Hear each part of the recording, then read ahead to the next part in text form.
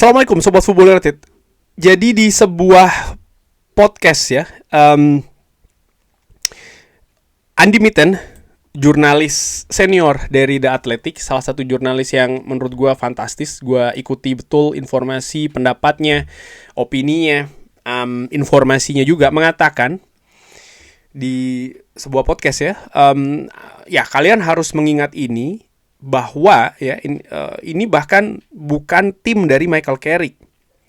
Bahkan saya mendapatkan informasi kalau dia bahkan tidak memainkan tipe sepak bola yang dia inginkan untuk dimainkan.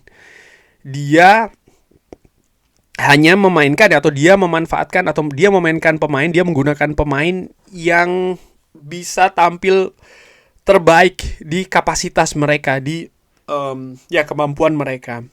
Nah, ini Andy Mitten berbicara terkait dengan peluang dari Michael Carrick untuk menjadi permanen manajer dari Manchester United. Artinya ya ada banyak diskusi, ada banyak dia salah satunya juga apa yang dikatakan oleh Rio Ferdinand di salah satu podcastnya, bahwa terkait dengan peluang Michael Carrick ya, Rio Ferdinand ini sangat positif terkait dengan Michael Carrick. Dia mengatakan bahwa ya apa yang dilakukan oleh Michael Carrick ini fantastis, membawa Manchester United ke dalam seri kemenangan, atmosfer positif dari peringkat ke-7 dibawa bahkan untuk bisa peringkat ke-3. Manchester United semakin dekat untuk bisa mengamankan tiket Liga Champions untuk musim depan, dan ini semua dilakukan dari Michael Carrick datang itu bahkan dari tengah musim. Dia tidak memiliki pemain yang diinginkan ya. Rio Ferdinand juga mengatakan seperti itu. Dia hanya mengelola pemain yang ada saat ini, dimanfaatkan betul di posisi, di situasi, sehingga para pemain ini bisa bermain di kapasitas yang lebih tinggi daripada sistem sebelumnya.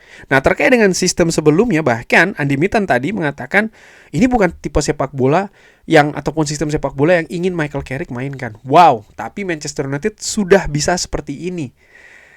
Sobat Football United tahu ya, di channel ini gue sudah memutuskan memberi pendapat ya kan, bahwa siapa sih manajer yang gue inginkan untuk menangani Manchester United musim depan, dan itu tidak berubah. Pendapat pribadi gue itu tidak berubah. Sobat Football United tahu kan siapa yang gue maksud. Walaupun ada kabar terus ya mengaitkan Manchester United dengan berbagai nama manajer lainnya, tapi gue tetap firm nih. Gue menginginkan nama yang sama. Nah, tapi gue ingin menyinggung sedikit apa yang dikatakan oleh Andy Mitten dan juga Rio Ferdinand, di mana di satu sisi ini nampaknya situasi yang positif, situasi yang menjanjikan. Wow, Michael Carrick belum memiliki pemain yang diinginkan, belum memainkan sepak bola yang diinginkan sebenarnya Manchester United, tapi bisa seperti ini. Bagaimana misalnya kalau Manchester United mendatangkan pemain yang diinginkan oleh Michael Carrick, dan sehingga Michael Carrick bisa memainkan tipe sepak bola yang memang ingin dibangun di Manchester United, bukankah hasilnya justru bisa jadi lebih baik lagi, lebih fantastis lagi? Nah, di situ situasinya, di situ keadaannya. Kenapa? Ini mengingatkan gua pada periode paling tidak dari beberapa pelatih atau manajer Manchester United sebelumnya, yaitu adalah Ole Gunnar Solskjaer dan juga Erik ten Hag. Dimana kalau gua lihat baik Ole Gunnar Solskjaer maupun Erik ten Hag dan saat ini Michael Carrick ada benang merahnya. Mungkin tidak 100% sama, tapi ada hal yang mirip-mirip, bahkan sebagian besar mirip. Apa itu? Di periode awal, ketika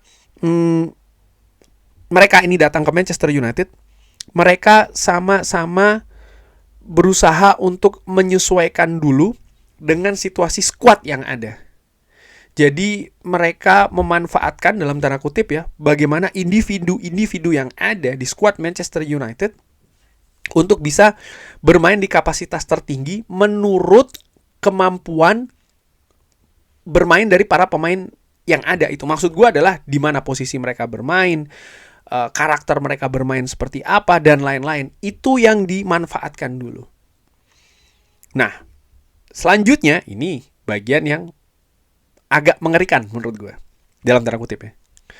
Tapi ketika mereka di periode selanjutnya, di musim selanjutnya, ingin menerapkan gaya permainan yang mereka inginkan, tentu saja ada yang secara drastis ataupun pelan-pelan. Di situ kesulitan yang datang. Ini agak berbeda kalau gue lihat ya dengan cara dari Louis van Gaal misalnya, ataupun Jose Mourinho, di mana ketika mereka datang, mereka ingin langsung menerapkan gaya mereka. Itu pun juga dengan tentu saja tantangan dan juga keadaan masing-masing dan hasilnya juga seperti apa ya. Tapi balik lagi nih, antara Ole Gunnar Solskjaer, Erik ten Hag, dan juga saat ini Michael Carrick, ada situasi yang hampir-hampir mirip seperti itu tadi. Nah, apa sih yang membuat ketika mereka masuk ke musim kedua ataupun musim ketiga ya, dalam keadaan dari Ole Gunnar Solskjaer misalnya, lalu mereka mengalami kesulitan nih, keadaan yang akhirnya justru membawa mereka misalnya dipecat ya, seperti kayak Erik ten Hag dan juga Ole Gunnar Solskjaer. Menurut gua, ya ketika mereka ingin mengenalkan atau ingin memainkan sistem permainannya, maka akan ada perubahan yang harus mereka lakukan. Mereka harus melakukan penyesuaian dari musim pertama ataupun periode pertama ketika mereka berada di Manchester United bersama skuad yang ada. Dan ketika itu terjadi, ada transisi, baik itu secara sedikit-sedikit ataupun secara besar. Dan ketika itu terjadi, dinamika mulai bergolak. Kenapa atau apa dinamika itu? Misalnya pemain ya, yang tadinya berfungsi sebagai A akan berfungsi sebagai B. Yang tadinya tugasnya A akan memiliki tugas-tugas lain. Tidak semua pemain misalnya nyaman dengan keadaan seperti itu. Tidak semua pemain ingin beradaptasi. Tidak semua pemain akan memberikan usaha yang sama dengan situasi sebelumnya. Sehingga menurut gue secara dengan amatiran inilah yang akhirnya menjadi masalah. Ataupun juga ketika difungsikan ke gaya yang lain, lalu pemain itu merasa kemampuan gue ternyata nggak se-oke itu tuh, atau fungsinya ternyata tidak sebaik itu. Gue ingat misalnya ketika Erik ten Hag ingin dari 4-2-3-1 lalu ke 4-1-4-1 atau bisa diubah menjadi 4-3-3. Ole Gunnar Solskjaer pun juga demikian ya di musim ketiganya. Jadi ada permasalahan di sana. Di samping juga, kita tahu bagaimana situasi dengan manajemen, dan ini yang akan menjadi faktor yang krusial. Manajemen Manchester United juga punya faktor krusial. Gue melihat turunnya Erik ten Hag, turunnya Ole Gunnar Solskjaer karena ada sinergi yang nggak pas. Apa yang diinginkan oleh manajemen dengan apa yang diinginkan oleh manajer ataupun head coach Manchester United pada saat itu tidak ketemu. Kebutuhannya mereka apa, yang disediakan siapa. Lalu itulah menurut gue kombinasi dari banyak hal yang gue katakan tadi, ya poin-poin itu yang akhirnya membuat kegagalan. Nah, sekarang balik lagi ke pernyataan ataupun informasi dari Andy Mitten dan juga Rio Ferdinand. Apakah ini menjadi faktor yang membuat akan Michael Carrick mengalami hal yang sama dengan Erik ten Hag dan juga Ole Gunnar Solskjaer? Bisa jadi kalau dikelola dengan sama caranya. Siapa yang mengelola? Manajemen. Sesimpel itu menurut gue. Bahwa Michael Carrick didatangkan ke Manchester United untuk menerapkan gaya sepak bola yang ingin diterapkan, ya pastinya harusnya seperti itu. Dan kalau gaya itu ternyata tidak sesuai dengan yang diinginkan oleh manajemen Manchester United, berarti ada potensi sinergi tidak bisa dilakukan dengan baik.